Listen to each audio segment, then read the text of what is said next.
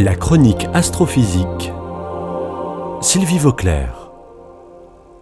Il est bien connu à présent que les étoiles naissent dans de gigantesques nébuleuses qui sont en fait d'immenses nuages d'hydrogène avec un soupçon d'hélium et d'éléments plus lourds, ainsi que des molécules déjà bien complexes.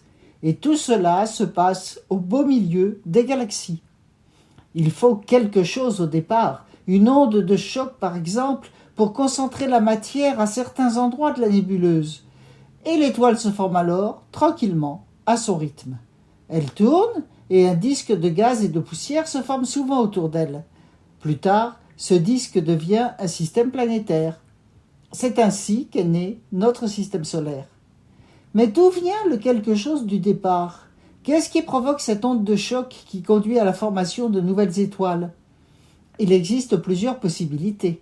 Les plus connues sont les explosions d'étoiles, ce qu'on appelle les supernovae. Une étoile qui explose à la fin de sa vie, ça crée des perturbations à de très grandes distances.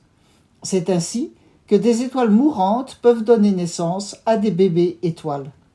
Une autre possibilité, c'est les collisions de galaxies. Quand deux galaxies se percutent, et cela arrive souvent dans l'espace, cela comprime les nébuleuses et provoque ce qu'on appelle des sursauts de formation d'étoiles. Mais un autre événement créateur d'étoiles vient d'être découvert et c'est bien intéressant. Il s'agit d'un trou noir. Oui, vous m'avez bien entendu. Les trous noirs, qui sont des objets célestes super denses, dont la lumière ne peut pas sortir et qui sont supposés avaler tout ce qui se passe à proximité, sont capables d'initier la naissance de nouvelles étoiles. Pour comprendre ça, il faut savoir que de la matière qui arrive sur un trou noir ne tombe pas directement dedans.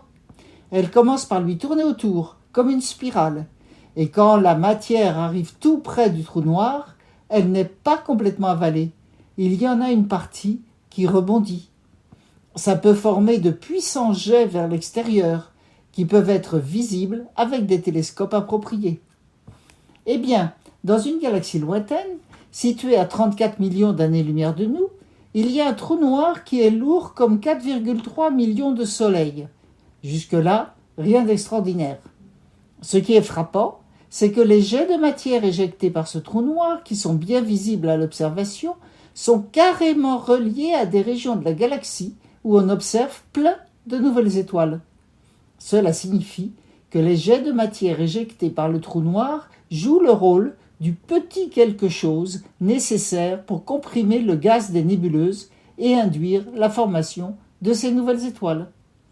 En fait, il faut l'avouer, c'est plutôt exceptionnel. C'est la première fois qu'on observe une chose pareille. Habituellement, les jets des trous noirs sont trop chauds et trop puissants pour conduire à des naissances d'étoiles. Mais voilà, apparemment, ça peut arriver. Bon, d'après ce qu'on sait, ce n'est pas ainsi que s'est formé le système solaire. Dans notre cas, l'événement initiateur a plutôt été une ou plusieurs explosions de supernovae.